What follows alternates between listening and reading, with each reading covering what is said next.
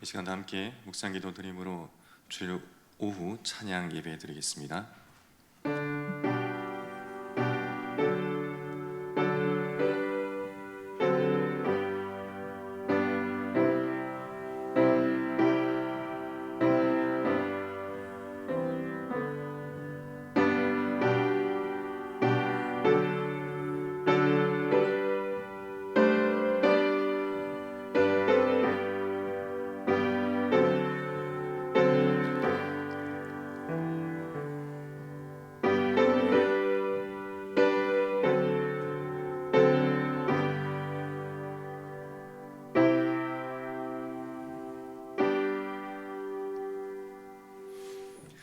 살아계신 하나님 아버지 감사합니다. 우리를 푸른 초장으로 인도하시며 그 머리에 기름을 바르시며 원수의 목전에서 상을 베푸시는 하나님의 그 은혜로 오늘도 살아갑니다. 특별히 이 시간, 이 오후 시간에 하나님 앞에 다시 나와 예배로 나아가오니 이 시간 주님 우리 가운데 임재하시며 성령으로 충만하게 하시며 주님을 뜨겁게 경험하고 만나는 귀한 시간 되게 하여 주시옵소서. 모든 예배 순서를 주님께 의탁드리오며 거룩하신 예수님의 이름으로 기원하옵나이다. 아멘. 주기도문 하시겠습니다. 하늘에 계신 우리 아버지여, 이름이 거룩히 여김을 받으시오며 나라가 임하시오며 뜻이 하늘에서 이루어진 것 같이 땅에서도 이루어지이다. 오늘 우리에게 일용할 양식을 주시옵고 우리가 우리에게 죄 지은 자를 사하여 준 것 같이 우리 죄를 사하여 주시옵고 우리를 시험에 들게 하지 마시옵고 다만 악에서 구하시옵소서. 나라와 권세와 영광이 아버지께 영원히 있사옵나이다. 아멘. 이 시간 찬송가 542장 찬양하시겠습니다.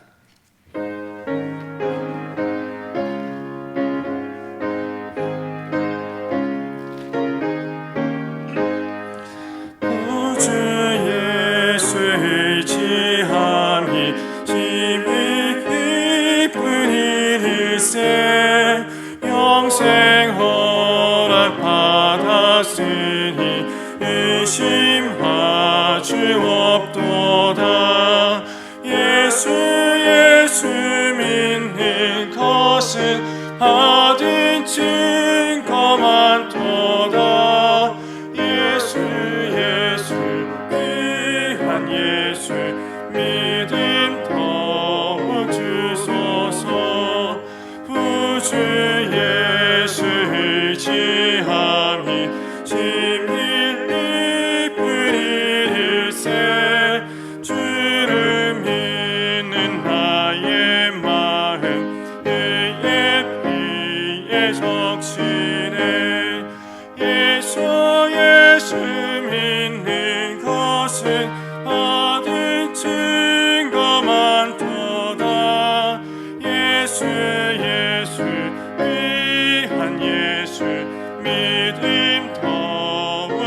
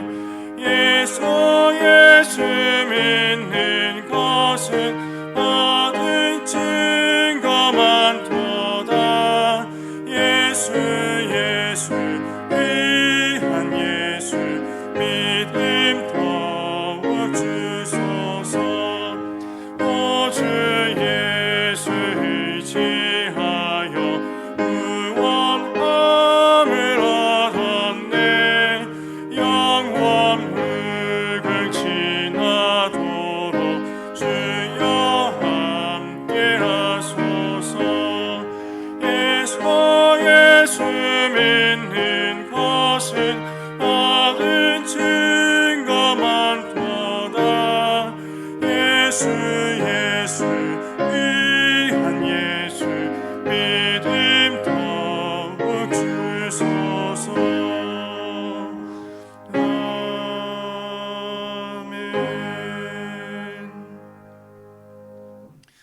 이 시간 박근영 집사님 기도하시겠습니다.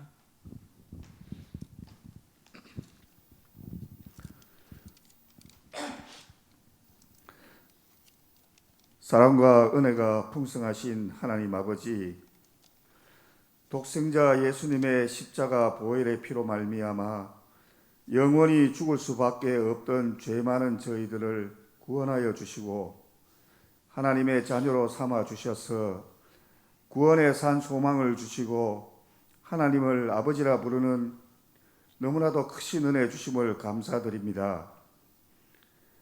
세상이 주는 잠시의 기쁨과 쾌락의 삶에 저희들을 빠지지 않게 하여 주시고 하나님이 주시는 지혜와 은혜를 구하고 주님의 꿈과 비전을 향해 나아가며 말씀과 기도로 살아가는 믿음의 증인된 자들이 되게 하여 주시옵소서. 지난 한 주간도 저희들의 삶을 지켜주시고 함께하여 주시어서 오늘 이렇게 주님을 예배하는 자리에 나아오게 하시고 말씀을 통해 은혜 받으며 잘못 살아온 것들을 회개하게 하시고 찬양하고 기도함으로 하나님께 영광 돌리게 하여 주심을 감사드립니다. 말씀의 뿌리가 잘 내리고 값진 열매가 맺어질 수 있도록 은혜 내려 주시옵소서. 지난 3월 9일 대선을 통해서 앞으로 대한민국 5년을 책임지고 이끌어 나갈 대통령을 세워주심을 감사드립니다. 모세와 다윗처럼 부족하고 연약하며 특별한 능력이 뛰어나지도 않았던 저들이 하나님의 은혜로 말미암아 위대한 지도자로 역할을 감당했었던 것처럼 대통령 당선인도 하나님을 두려워하고 하나님께 은혜를 구하는 자로서 이 나라를 잘 이끌어 나갈 수 있도록 그를 인도하여 주시옵소서. 코로나 바이러스가 퇴치되고 이 질병 가운데서 예배가 조속히 회복되기를 소원합니다. 그날이 속히 오기를 기도하오니 하나님 저희들의 기도에 응답하여 주시옵소서. 하루빨리 예배가 회복되고 그리하여 목장이 더욱 활성화되며 교회로서의 사명과 역할인 선교와 구제에 힘써서 예수님의 사랑을 이웃들에게 실천하며 저들을 구원하는 일에 앞장서는 저희 교회가 되게 하여 주시옵소서. 교회에 많은 연로하신 어른들의 건강을 지켜주시고 그들의 노후가 더욱 복되게 하여 주시옵소서. 학업에 있는 자녀들을 축복하여 주시어 솔로몬에게 허락하신 지혜를 주시고 유혹된 세상을 이겨나갈 수 있는 큰 믿음 주시옵소서. 홍기에 찬 청년들에게는 하나님께서 예비하신 믿음의 배우자를 만날 수 있는 은혜를 주시어 믿음의 대가 계속해서 이어져 나갈 수 있도록 하여 주시옵소서.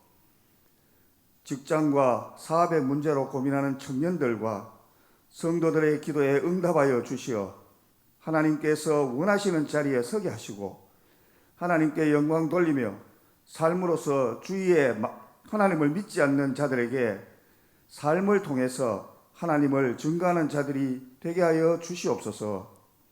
이제 말씀을 받겠습니다. 말씀을 준비하신 목사님께 은혜를 주시어 준비하신 말씀을 잘 대언하게 하여 주시고 저희들은 그 말씀을 만판에 잘 새겨서 삶의 이정표로 세우며 살아가게 하여 주시옵소서. 이 모든 말씀 예수님의 이름으로 기도드립니다. 아멘.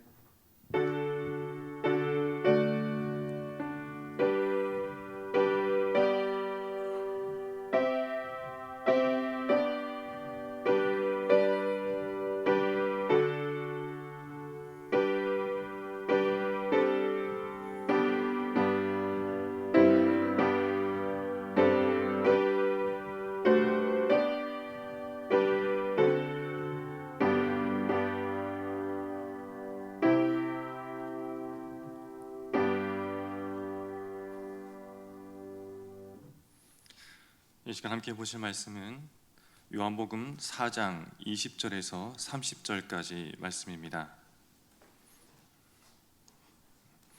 요한복음 4장 20절에서 30절, 신약의 148면에 있습니다. 함께 보도록 하겠습니다. 우리 조상들은 이 산에서 예배하였는데 당신들의 말은 예배할 곳이 예루살렘에 있다 하더이다. 예수께서 이르시되 여자여 내 말을 믿으라. 이 산에서도 말고 예루살렘에서도 말고 너희가 아버지께 예배할 때가 이르리라. 너희는 알지 못하는 것을 예배하고 우리는 아는 것을 예배하노니 이는 구원이 유대인에게서 남이라. 아버지께 참되게 예배하는 자들은 영과 진리로 예배할 때가 오나니 곧 이때라. 아버지께서는 자기에게 이렇게 예배하는 자들을 찾으시느니라. 하나님은 영이시니 예배하는 자가 영과 진리로 예배할지니라. 여자가 이르되 메시아 곧 그리스도라 하는 이가 오실 줄을 내가 아노니 그가 오시면 모든 것을 우리에게 알려 주시리라. 예수께서 이르시되 내게 말하는 내가 그라 하시니라. 이때에 제자들이 돌아와서 예수께서 여자와 말씀하시는 것을 이상히 여겼으나 무엇을 구하시나이까 어찌하여 그와 말씀하시나이까 묻는 자가 없더라. 여자가 물동이를 버려두고 동네로 들어가서 사람들에게 이르되 내가 행한 모든 일을 내가 말한 사람을 와서 보라. 이는 그리스도가 아니냐 하니 함께 보겠습니다. 그들이 동네에서 나와 예수께로 오더라. 아멘. 네, 이 시간에는 오늘의 본문으로 어떤 예배라는 제목으로 말씀을 함께 전하도록 하겠습니다. 오늘은 이 예배에 좀 많은 생각을 하게 되는 시간입니다. 좀 어떻게 보면 좀 진지하게 또 그런 예배에 대한 또 생각을 함께 좀 나눴으면 좋겠습니다. 여러분 성경 전체를 통틀어서 예배라는 단어가 총 몇 번 나오는지 아십니까? 총 41번 나옵니다. 구약에 26번, 신약에 13번 나옵니다. 그리고 신약에서 이 13번 중에 이 요한복음에만 9번이 나오고 이 9번의 말 중에 요한복음 이 4장에만 무려 8번이 등장합니다. 그러니까 오늘 본문에서 예배를 배우지 못하면 그 어떤 성경에서도 예배를 배울 수 없다는 것이죠. 그래서 이 요한복음 4장을 예배의 장이라고 얘기를 하는데 본문을 통해 우리가 하나님 앞에 어떻게 예배해야 하는지를 함께 나누고자 합니다. 오늘 본문인 이 4장 초반부에는 사마리아 여인이 예수님을 만납니다. 그리고 평상시에 가지고 있던 궁금한 질문 하나를 던지죠. 당신을 보니 참 선지자인 것 같습니다. 우리 조상 사마리아인들은 그리심산에 예배하는데 유대인들은 예루살렘 시온산에서 예배하는 것이 진짜라고 말을 합니다. 도대체 어느 곳에서 예배해야 하나님이 받으시는 예배입니까? 라고 질문을 하는 것이죠. 그때 예수님이 그 말씀에 대해 정확하게 대답을 하시지는 않지만 이상한 대답을 하죠. 너희 사마리아인들은 알지 못하는 것을 예배하고 우리 유대인들은 아는 것을 예배하니 이는 구원이 유대인에게서 나기 때문이다 라고 이렇게 대답하십니다. 대충 들으면 사마리아인들의 예배는 하나님이 받지 않고 유대인들의 예배만 예수님이 또 받으신다라고 이렇게 예수님께서 말씀하시는 것처럼 보입니다. 예수님이 사마리아인이 아니라 유대인에게로 구원이 난다라고 할 때 이 예수님은 사마리아인으로 오신 것이 아니라 유대인 남성으로 오셨기 때문에 메시아인 자신을 가리켜서 구원이 유대인에게서 난다라고 말씀하셨던 것이고, 만약에 예수님이 사마리아에서 태어나셨다면 구원은 사마리아에서 난다라고 말씀하셨을 겁니다. 따라서 구원이 유대인에게만 있다는 것이 아니라 유대인에게서부터 시작되어진다라고 이해하시면 될 것 같습니다. 왜냐하면 예수님이 유대인이었기 때문이라고 하는 것을 이해하셔서 오늘 이 본문을 들으실 때 착오가 없었으면 좋겠습니다. 따라서 우리가 시온산이냐 그리심산이냐가 중요한 것이 아니라 예수님이 어디에 계시느냐, 예수님이 누구냐라는 것을 아는 것이 훨씬 더 예배에 중요하다는 겁니다. 여러분, 예수님이 계신 곳이 바로 예배하는 곳이다라는 것을 이 시간 우리 함께 좀 주목하며 나갔으면 좋겠습니다. 저는 우리가 예배할 때 어떤 자세로 예배해야 하는지 그것을 몇 가지로 나누어 보았습니다. 첫 번째가 우리는 좋은 예배자가 되기 위해서는 장소를 불문하고 예배해야 한다는 것입니다. 예수님은 그리심산이 더 좋으냐 시온산이 더 좋으냐 이런 거 신경 쓰지 말라고 하신 겁니다. 너희 두 발이 닿아 있는 그곳이 가장 좋은 곳이다. 오늘 그리심산에 있으면 그곳에서 예배하고, 내일 시온산에 있으면 또 그곳에서 예배하고, 너와 내가 지금 만나는 이곳이 야곱의 우물가라면 이곳이 바로 예배할 수 있는 가장 좋은 곳이다 라고 말을 합니다. 여러분, 우리 하나님은 무소부재하신 모든 곳에 계시는 하나님이십니다. 그것을 우리는 인정하고 믿고 고백합니다. 무슨 말이냐면, 우리는 어느 특정한 장소가 아니라 하나님이 모든 곳에 편재해 계시듯이 어느 곳에서나 장소에 상관없이 하나님을 만나고 예배할 수 있다는 겁니다. 어느 산인가를 떠나서 내가 서 있는 바로 그곳, 내가 걸어가는 그곳에서 얼마든지 하나님을 찬송할 수 있다는 것에 대해서 우리는 따질 필요가 없다는 겁니다. 그런데 여러분, 우리가 아무 방해도 받지 않고 예배에 집중할 수 있는 곳이 어디일까요? 하나님의 임재를 충만하게 누릴 수 있는 곳, 과연 어디냐는 말입니다. 요즘 코로나19로 인해서 많이 영상으로 예배를 드리고 있습니다. 그런데 여러분 한번 생각해 보십시오. 영상으로 예배할 때와 교회에 와서 예배할 때 어떤 차이점이 있으십니까? 저도 지난 몇 주 전에 또 갑작스럽게 또 확진이 되어서 또 자가 격리를 하면서 영상으로 또 예배를 드렸습니다. 나름 옷도 챙겨 입고 또 그렇게 자리에 앉아서 예배한다고 있는데 뭔가 모르게 좀 집중력이 떨어지고 자꾸만 그 주위로 시선이 분산되는 것을 또 느낄 수 있었습니다. 이런 분위기에서는 우리는 과연 어떤 예배를 하게 될까요? 다들 경험해 보시지 않습니까? 여러분, 하나님은 어느 곳에나 함께 하십니다. 그러나 하나님이 어디나 계시다는 것을 추상적이 아니라 정말 우리 인생의 우리 삶에서 경험적으로 알게 되는데, 가장 하나님을 경험하기 좋고 하나님의 임재가 충만히 나타나고 또 온전히 예배에 집중할 수 있는 장소가 어디일까요? 나와 함께 하신 하나님, 그 하나님이 계시는 곳, 어디서나 할 수 있지만 우리의 땀과 눈물과 기도가 묻어있는 바로 이 교회가 아니겠습니까? 여러분, 특별히 목숨에 지장이 가지 않는다면 우리가 최선을 다해서 예배 드릴 수 있도록 교회에 나오는 것, 이것이 참 중요하다고 생각합니다. 제 동기 목사님이 섬기는 교회에서 성도님과 한번 대화했던 내용을 저에게 들려준 적이 있습니다. 그분이 이렇게 말합니다. 목사님, 우리 집이 폭삭 망했다가 6개월 만에 다시 이전보다 더 크게 기적적으로 살아났습니다. 그런데 그 6개월의 망한 기간 동안 저희 가정에 깨달은 것이 있습니다. 어떤 것이냐면, 예수 믿는 가정은 절대 망할 수가 없다는 겁니다 라고 이렇게 말을 합니다. 근데 여러분, 여기까지 간증을 들으면 우리는 많이 들었던 간증 아니겠습니까?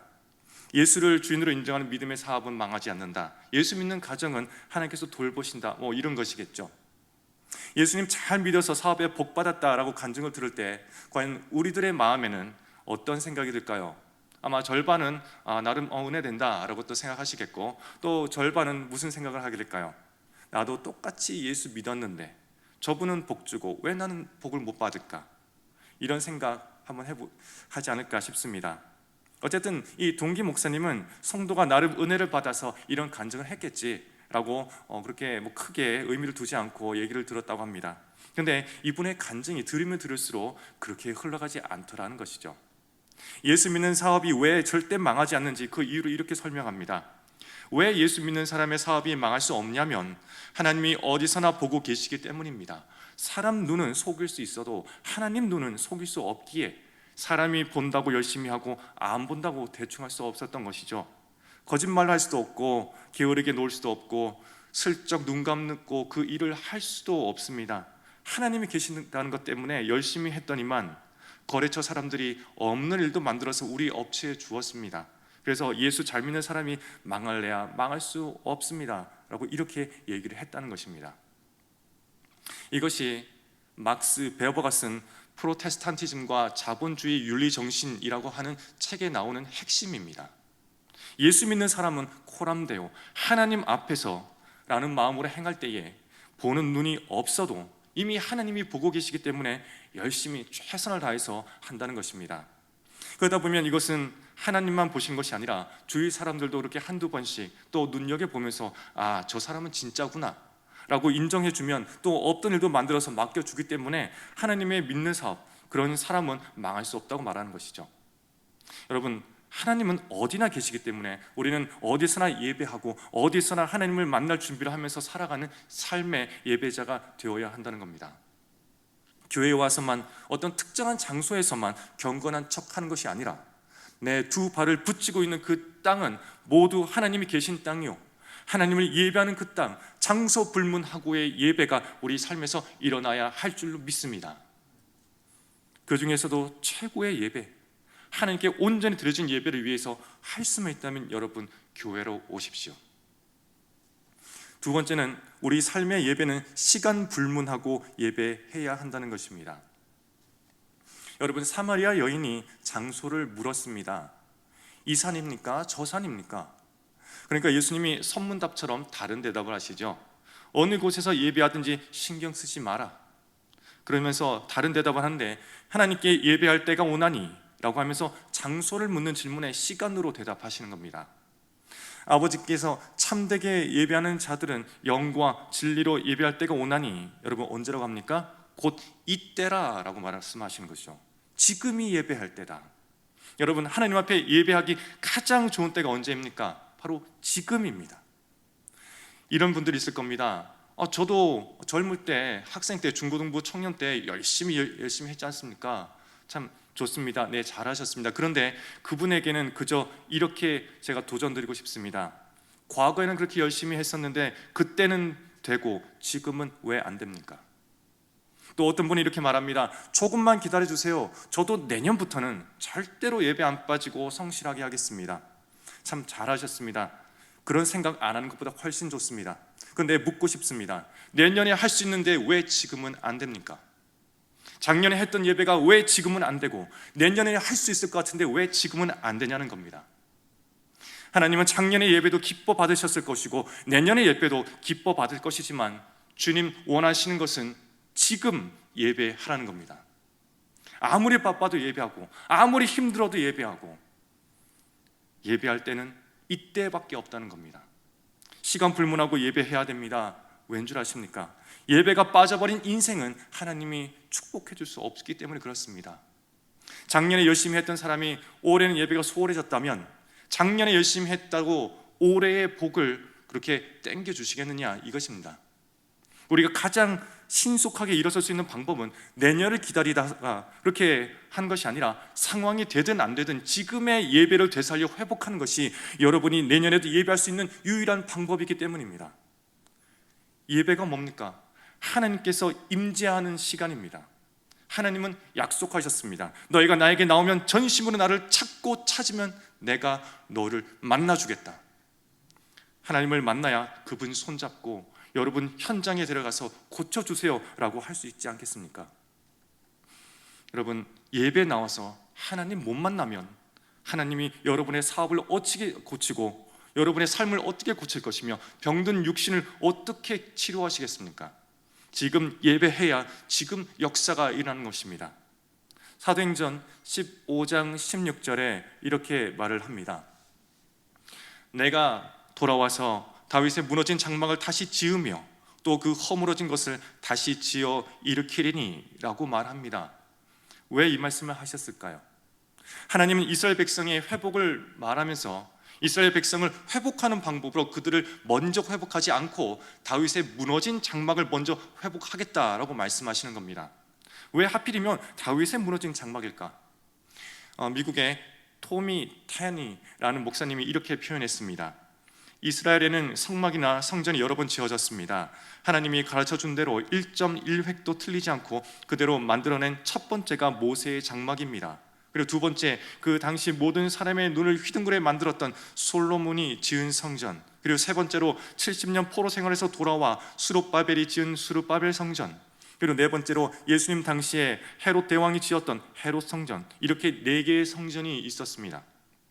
그런데 그 틈새에 이 반열에 이름도 올리지 못하는 작은 텐트에 법궤를 넣어놓고 비가 새지 않을 정도로만 세웠던 그 장막이 있었는데, 하나님이 말씀하시는데 역사 속에 있었던 내가 예배 받았던 그 예배 장소 하나를 일으켜 세우라고 한다면 무너져버린 솔로몬의 성전도 아니고 바로 다윗의 예배를 받았던 그 장막을 다시 일으켜 세우리라. 하나님은 그 예배가 그리웠던 겁니다. 다윗이 예배했던 그 장막, 그 옛날 다윗이 아무리 힘들어도 밤이고 낮이고 들어와서 내 앞에서 예배하고 춤추었던 그 장막, 왕인 다윗이 밤이 새도록 눈물을 흘리고 체면 타 버리고 엎드려 기도하던 그 장막, 하나님 내 평생의 주의 전에 살면서 하나님의 아름다움을 보게 하여 주시옵소서 라면서 예배했던 그 장막의 예배가 나는 뼈에 사무친다. 너무나 그립다. 나는 이스라엘 백성을 회복하려고 하는데 회복하기 전에 먼저 회복하고 싶은 것이 있다면 무너진 다윗의 장막을 회복하고 싶다. 우리의 삶에도 마찬가지입니다, 여러분. 하나님은 가정을 고치고 싶어 하십니다. 사업을 고치고 싶어 하십니다. 병든 육신을 고치고 싶어 하십니다. 그러나 갑자기 병이 고쳐지고 사업이 일어나는 것, 주님 원하시는 것이 무엇이냐? 너희의 삶에 무너진 예배 장막부터 회복하라. 예배가 회복되어야 내가 역사할 것 아니냐? 제발 잃어버린 감격을 회복하고 이곳에 나와서 전심으로 나를 만나고 또 만나라. 여러분의 삶에도 돌아보면 정말 잘 살지 못했던 때, 가난할 때 있을지 않습니까? 오늘 내일 먹을 것, 쓸 것, 이 모든 것들이 걱정될 때, 그때도 그보다 먼저 하나님 앞에 나와 예배했던 그때가 있지 않았습니까? 예배의 은혜가 쏟아지던 때가 있지 않았느냐 이 말입니다. 교회 안에 들어오기 전에 주차장에 주차만 해도 눈물부터 흐르기 시작하고, 반주가 엉망이고 설교가 어떻든 그냥 앉기만 해도 눈물이 쏟아지던 그 은혜의 장소, 그때 우리 각자의 기억에 있는 다윗의 장막의 예배가 아니겠습니까? 하나님 때문에 살았던 그날의 그 감격스러운 예배, 그 예배가 우리의 삶에 다시 회복되어야 한다는 겁니다. 사업이 중요한 것이 아니라, 돈 버는 것이 중요한 것이 아니라, 내가 누구를 만나고 관계를 형성하고 무엇을 이루고 어떤 성공을 중요한 것이 아니라, 깨어진 것이 회복되는 것이 중요한 것이 아니라, 그것이 가능하려면 우리는 예배가 먼저 회복되어져야 합니다.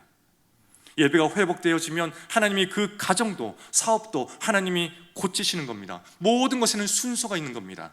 그냥 1시간 나와서 앉아서 점 찍고 돌아가면서 예배했으니까 됐겠지 라고 생각하지 마십시오, 여러분. 이 예배는 하나님이 임하셔서 뭘 도와줄까 하는 시간입니다. 하나님 못 만나고 돌아가면 절대 안 됩니다, 여러분.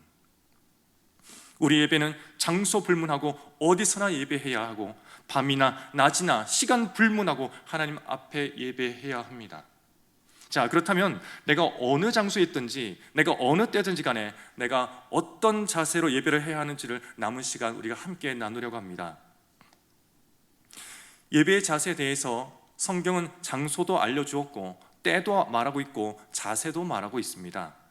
하나님이 기뻐 받으신 예배는 신령과 진정으로 예배해야 된다. 이것이 바로 예배자의 자세입니다. 옛날 개역 한글 성경에 신령과 진정이라고 말하고 있고, 또 개역 개정 성경에는 영과 진리라고 말을 합니다. 그러니까 신령 또는 영으로 예배하는 것이 무엇인지 우리가 알아야 한다는 것이죠. 영으로 예배한다는 것은 하나님은 영이시기 때문에 우리 육신만 나와 있다고 예배하는 것도 아니고, 우리의 지적인 동의로 예배만을 받으시는 것이 아니라 우리의 영이신 하나님을 만나야 한다는 것이죠. 로마서 8장 11장에 이렇게 말씀합니다. 같이 한번 읽어보겠습니다. 예수를 죽은 자 가운데서 살리신 이의 영이 너희 안에 거하시면, 그리스도 예수를 죽은 자 가운데서 살리신 이가 너희 안에 거하시는 그의 영으로 말미암아 너희 죽을 몸도 살리시리라. 아멘. 여러분, 그래서 우리가 예수님을 믿는 그 순간에 내 안에 죽어있던 영이 살아나게 되고, 살아난 영이 영이신 하나님과 교통하게 되어서 기도해도 하나님이 들으시고, 하나님 말씀에서도 내가 듣고, 예배할 때도 영이신 하나님을 만날 수 있다는 겁니다. 따라서 영과 진리로 예배한다고 할 때, 영이라고 하는 것은 예수 믿는 사람의 예배만, 예수 믿어 영이 살아난 사람의 예배만 하나님이 받으시는 겁니다. 그렇다면 이제 영으로 예배하는 것이 됐는데, 여기에 진리로 예배한다는 말은 또 무엇일까요? 진리로 예배한다고 하는 것은 옛날 번역이 더 아마 좋은 것 같습니다. 영과 진리이신 분께 예배한다면 이해가 되겠는데, 진리로 예배한다라는 말은 이해가 잘 안 됩니다. 여러분, 그래서 제가 영어 성경을 봤는데 영어 성경이 이렇게 말합니다. Spirit and true 라고 되어 있고, 헬라어에서는 포뉴마티 카이 아르테이아 이렇게 되어 있는데, 아르테이아라고 하는 것은 영어로는 true, 즉 한글로 진리라고 번역되어 있습니다. 이 아르테이아, 이것이 헬라어에서 진리인 것처럼 그것만큼 많은 번역이 된 것이 영어에서 sincerely, 진심으로 라는 뜻입니다. 그래서 하나님이 원하시는 예배자의 모습은 죽은 영이 살아나서 믿는 사람이 예배해야 되고, 두 번째, 우리의 진짜 자세는 뭐냐면 하나님 앞에서 진심으로 솔직하게 있는 모습 그대로 예배해야 한다는 겁니다. 이 말이 뭐냐면 하나님 앞에 예배하러 나올 때에 하나님 앞에 거짓말하지 말라는 겁니다. 예배는 하나님 만나러 온다고 했습니다. 그런데 많은 사람이 진정으로 와서 솔직하게 예배하겠습니까? 안 하겠습니까? 여러분, 많은 사람들이 오늘날 이 현대 많은 예배 가운데 많은 사람들이 가면을 쓰고 나옵니다. 그리고 가면 썼으니 뭐 해야 됩니까? 연기해야겠죠. 하나님은 영과 진심으로 예배하는 사람을 찾으신다고 했습니다. 찾는다는 것은 슬픈 말입니다. 다 진심으로 나오면 뭐하러 찾으시겠습니까? 하나님께 다 숨기고 나오기 때문에 하나님이 그 중에 찾으셔야 되는 겁니다. 다 진심으로 나오면 한 번에 다 예배 받으시면 되는데, 우리 중에서 진짜 예배하는 사람, 진짜 하나님을 간구하는 사람을 하나님이 일일이 찾으셔야 한다는 것이죠. 이 말은 즉 예배 나올 때 우리는 다 숨기고 가리고 나온다는 겁니다. 멋지게 빗어올린 머리, 좋은 옷을 입고 잘 닦은 구두를 신고 성경책을 옆구리에 끼고 나옵니다. 얼굴에는 화장을 해서 빗을 내고 향수로 치장을 합니다. 그리고 집에서 나올 때 오늘은 어떤 가면을 쓸까? 이렇게 저렇게 골라서 가장 마음에 드는 가면을 쓰고 나오는 것이죠. 그런데 진짜는 어디 있습니까? 진짜는 단 한 번도 누구에게 들켜본 적도 없고, 누구 앞에 나서 본 적도 없고, 단 한 번도 여러분의 집을 나와 보지 못하고 울고 있다는 겁니다. 외로워서 울고, 상처받아서 울고, 사람 만나는 것이 무서워서 울고, 또 서글퍼서 울고, 지은 죄가 너무 많아서 죄책감 때문에 울고, 삶에 지쳐서 울고 또 울고, 다 가면을 쓰면서 그렇게 살면서 상처 한번 안 받아본 얼굴로, 아니 상처받아도 다 회복된 것처럼 가면을 쓰고 매일 주님과 동행하는 듯한 얼굴로 예배합니다. 여러분, 듣기 거북스럽지만 이것이 우리 현실 아니겠습니까? 오늘 사마리아 여인이 우물가에서 물을 뜨고 있습니다. 예수님 옆에서 그 여인을 물끄러미 쳐다봅니다. 보통 사람이 쳐다봤다면 그 여인의 보여지는 겉모습만 봤을 겁니다. 그 여인의 보여지는 모습이 과연 어떨까요?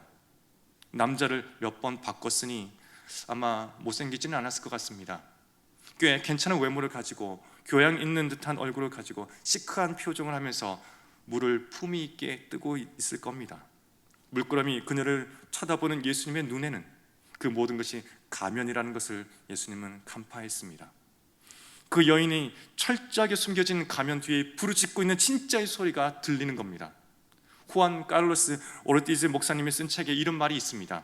인간, 그 안에 부르짖음이 있다.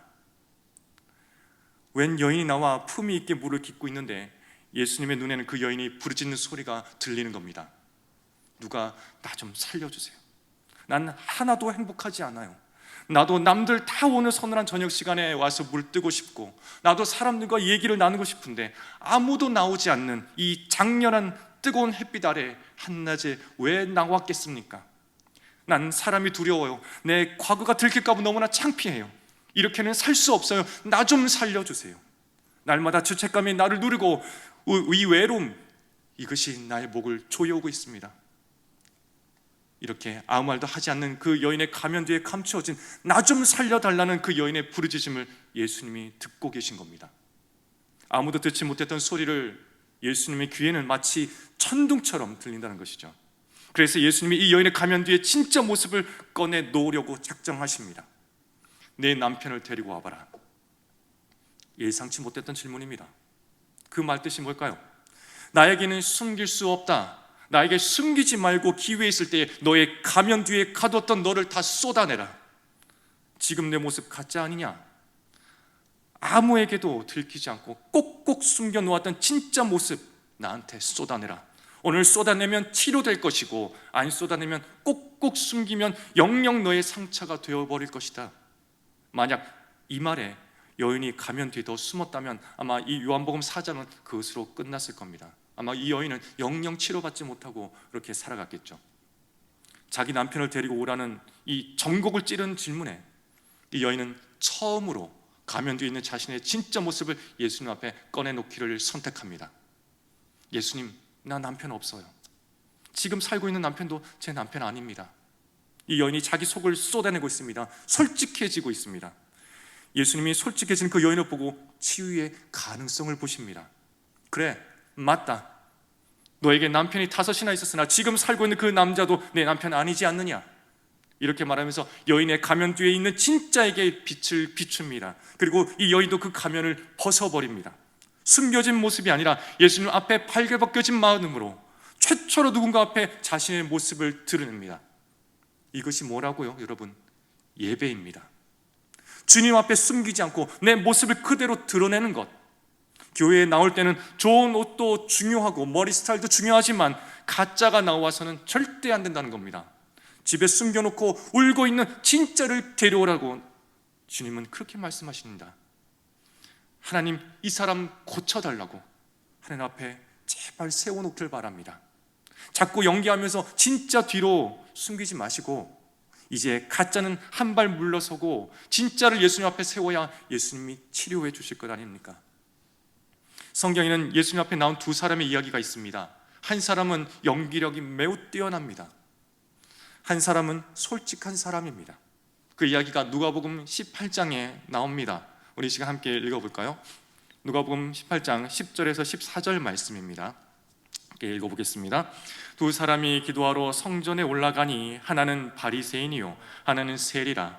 바리새인은 서서 따로 기도하여 이르되 하나님이여, 나는 다른 사람들 곧 토색, 불의, 간이 많은 자들과 같이 아니하고 이 세리와도 같이 아니함을 감사하나이다. 나는 일에 2번씩 금식하고 또 소득의 11조를 드리나이다 하고, 세리는 멀리 서서 감히 눈을 들어 하늘을 쳐다보지 못하고 다만 가슴을 치며 이르되 하나님이여, 불쌍히 여기소서, 나는 죄인이로소이다 하였느니라. 내가 너희에게 이르노니 이에 저 바리새인이 아니고 이 사람이 의롭다 하심을 받고 그의 집으로 내려갔느니라. 무릇 자기를 높이는 자는 낮아지고 자기를 낮추는 자는 높아지리라 하시니라. 아멘. 예수님이 이 예화를 통해 말씀하시는 것은 누가 연기하고 있고 누가 진짜냐는 겁니다. 아무리 바리새인처럼 잘 살아도 가짜 모습으로 나오면 하나님은 만나 주실 수가 없습니다. 아무리 세리처럼 형편없이 살아도 솔직한 마음으로 나와서 나는 죄인이로소이다 라고 기도하면서 가슴을 치고 엎드려 날 좀 만나달라고, 날 좀 고쳐달라고, 나 좀 살려달라고 그렇게 치료해달라고 할 때 주님은 진짜의 모습을 만나 주신다는 겁니다. 이것이 예배의 힘입니다. 주님 앞에 나오는 거 자꾸 연기하지 마시고 주님은 이미 다 아십니다. 여러분, 진짜로 나오십시오. 여러분, 하나님 앞에 나올 때 솔직하게 나와야 합니다. 솔직해야 하나님이 고칠 수 있습니다. 여러분이 하나님 앞에 솔직해지면 솔직해질수록 하나님과 점점 그 거리는 좁혀질 것입니다.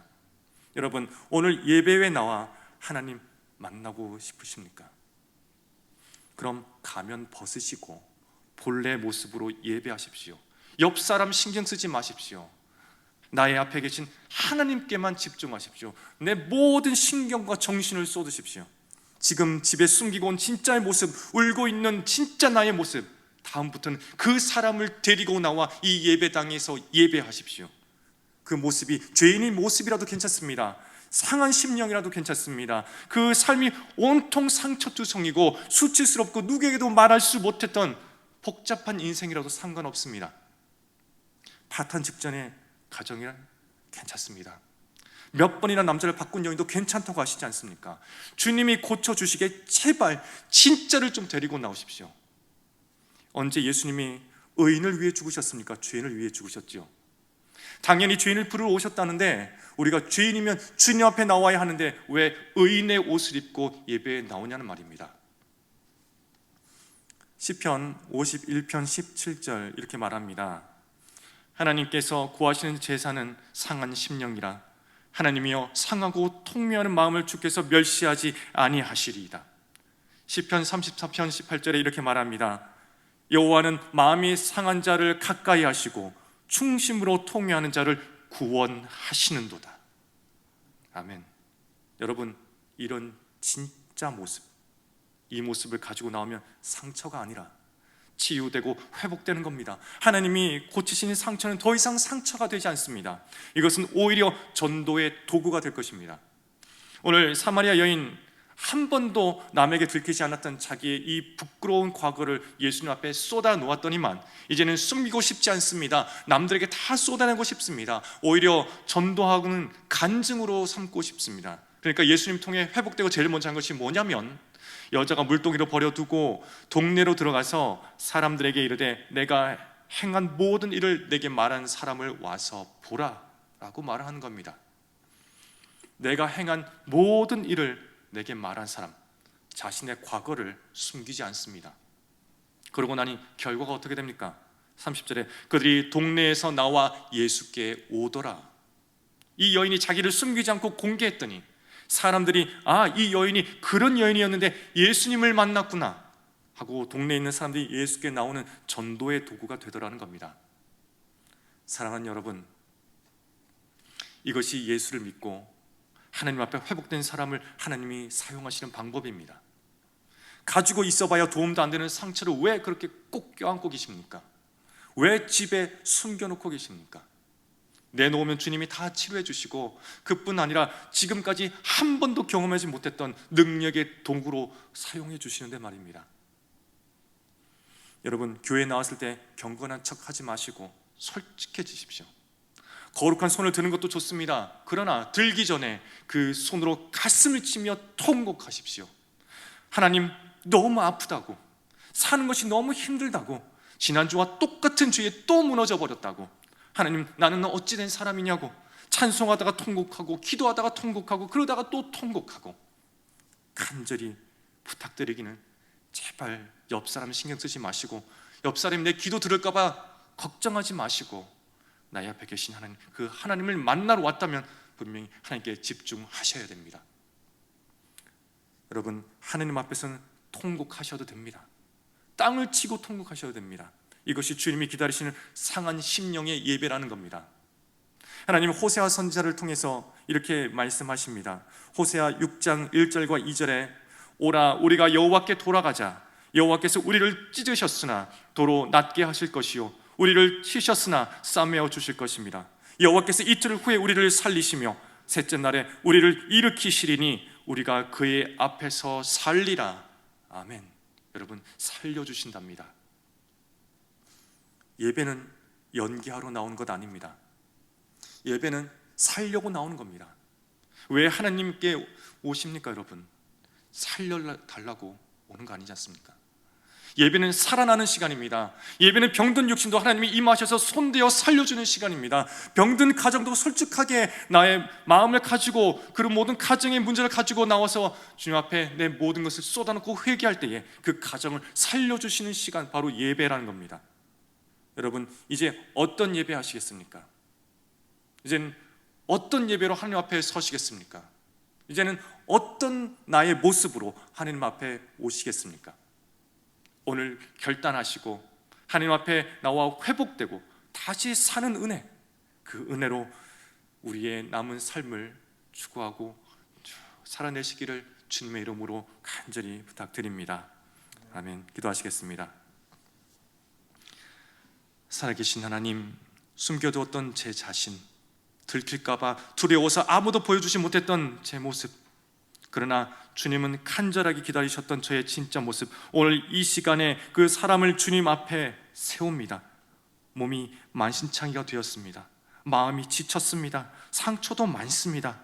한 번도 꺼내놓지 않았지만 꺼내놓기가 창피할 만큼 제 삶에 성한 곳이 없습니다. 그러나 오늘 주님 앞에 내 진짜 모습을 세웁니다. 주님 찾아오셔서 주님의 십자가의 보혈로 씻으시고 닦아주십시오. 오늘 머리끝에서부터 발끝까지 주님의 보혈로 깊숙이 잠기게 하여 주시옵소서. 주님은 하실 수 있고 제 모든 상처도 오늘 예배를 통해서 회복되어지고 진짜 하나님을 만나는 그런 예배자가 되게 하여 주시옵소서. 감사드리며 거룩하신 예수님의 이름으로 기도합니다. 아멘. 시간 찬송가 546장 찬양하시겠습니다.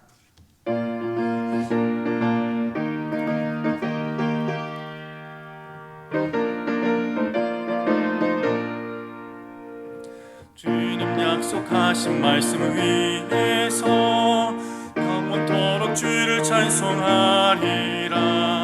소리 높여 주께 영광 돌리며 약속 믿고 굳게 서리라. 굳게 서리 영원하신 말씀 위에 굳게 서리. 굳게 서리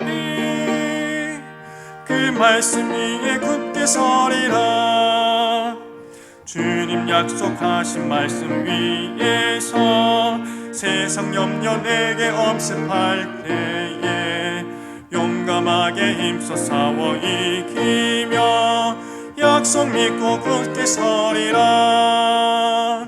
굳게 서리 영원하신 말씀 위에 굳게 서리. 굳게 서리 그 말씀 위에 굳게 서리라. 주님 약속하신 말씀 위에서 영원하신 주의 사랑 힘입고 성령으로 힘써 싸워 이기며 약속 믿고 굳게 서리라. 굳게 서리 영원하신 말씀 위에 굳게 서리. 굳게 서리 그 말씀 위에 굳게 서리라.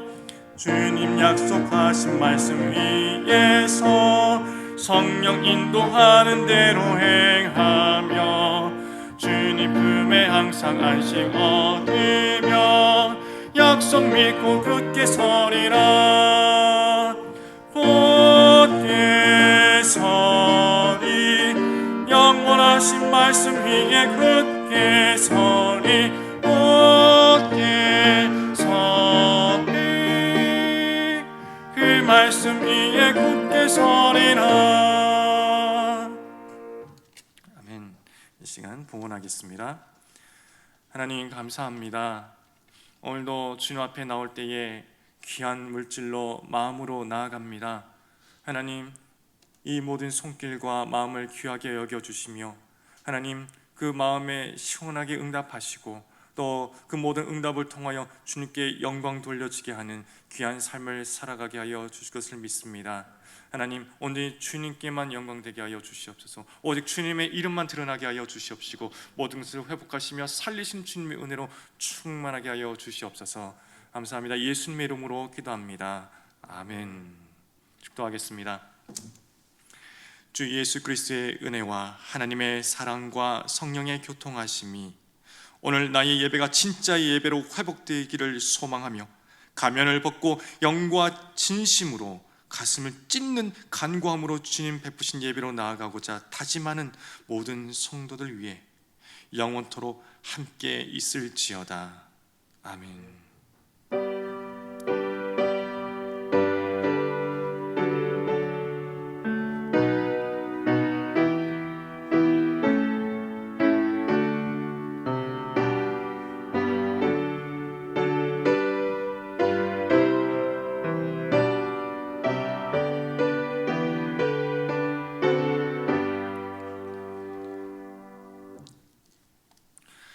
금주에 암송할 말씀 함께 봅니다.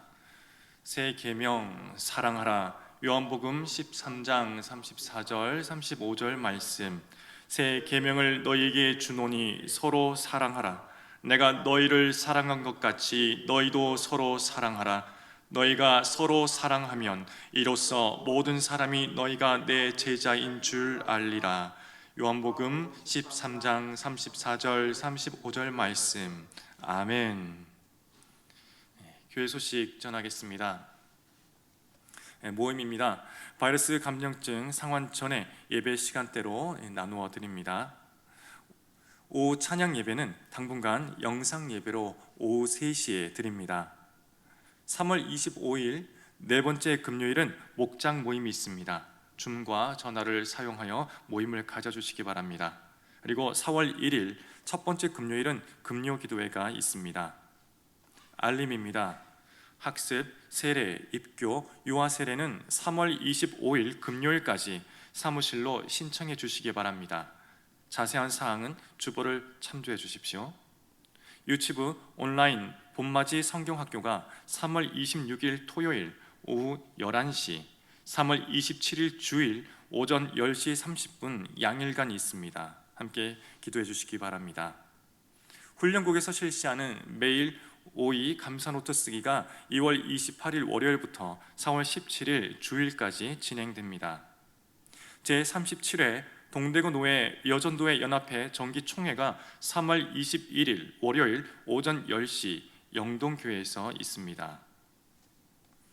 교동정입니다. 결혼 소식입니다. 이영림 집사님 아들 지민현 군의 결혼식이 3월 26일 토요일 오후 1시 30분에 부천 S컨벤션 웨딩홀 7층 엘리샤 홀에서 있습니다. 표 제창하겠습니다. 목적에 충실한 교회 되게 하소서. 온 성도들이 함께 예배 드리는 교회가 되게 하소서. 함께 말씀을 배우는 데 힘쓰는 성도들이 되게 하소서. 아멘. 이 시간 내는 주의 영광을 보내 함께 찬양하시면서 배송으로 나가겠습니다.